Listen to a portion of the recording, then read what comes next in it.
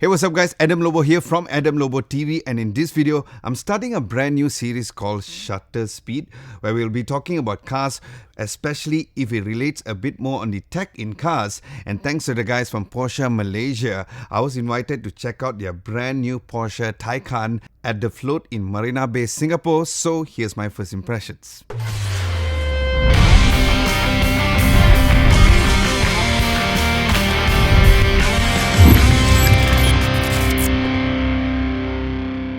Now, just in case you guys did not know that the Porsche Taycan is the first purely electric car which has been released commercially by Porsche, and they really took their time to ensure that they got the best of both worlds on being a very powerful car and also at the same time with a great spec to rival other electronic cars out in the market right now.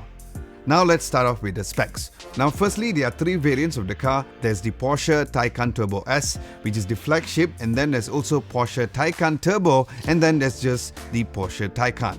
Now although there is a turbo in the name, but please keep in mind there's no turbo engine within the car since the car is fully electric. And since my first impressions was based on the turbo variant instead of the S variant, let's go for the particular specs for this car. Now in terms of the speed, the Porsche Taycan Turbo has a top speed of 260 km per hour, and it goes from 0 to 100 km at 3.2 seconds. Let that sink in. Which of course is because of its electric engine. Now fully charged, it has a total of 450 km range, but where the Porsche Taycan wins against all the other electric cars is the fact that it has 800 watts instead of 400 watts like other typical electric cars, and then there's also the fast charging capability with a peak charging at 270 watts, which means that it can charge from 5 to 80% under 22 minutes, which was pretty impressive. Now as for the car's design, I have to say that the car reminded me of a sleek version of a Stormtrooper. Now I'm not saying this because of his collaboration with Star Wars for this particular launch, but just so you guys know that Porsche has designed a starship in conjunction with the upcoming release of the Star Wars movie that will be out really soon, where they will debut the starship during the world premiere of the movie, and there were some great design sketches which was shown during the launch as well. Now looking at the headlamp, it had this sort of teardrop kind of look for the arrow slots, and then it has a quad LED daytime running lights, and my favorite part of the exterior is the amazing rear light, where it had a sort of a nice thin bar design which represents all the lights for the rear of the car.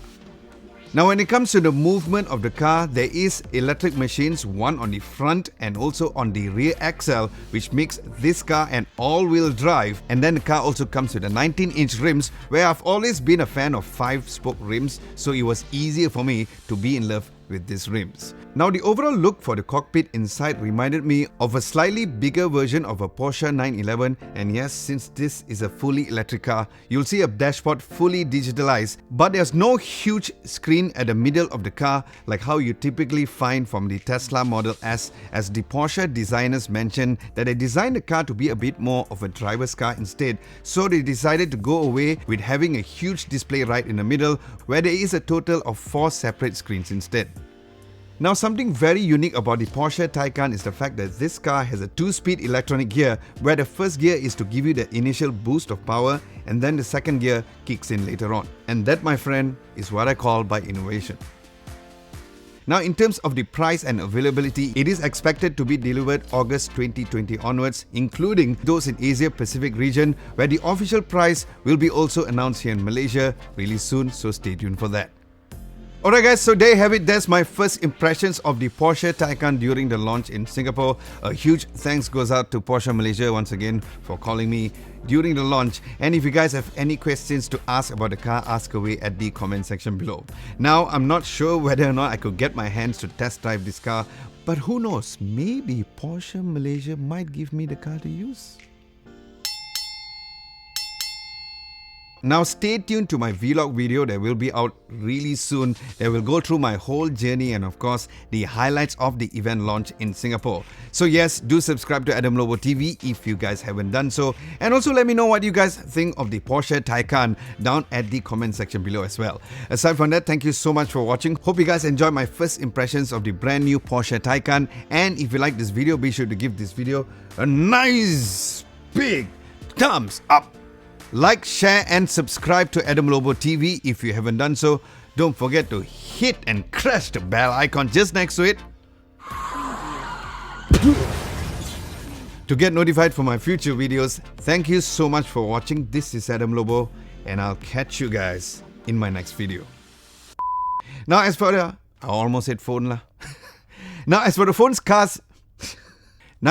design... Kala day.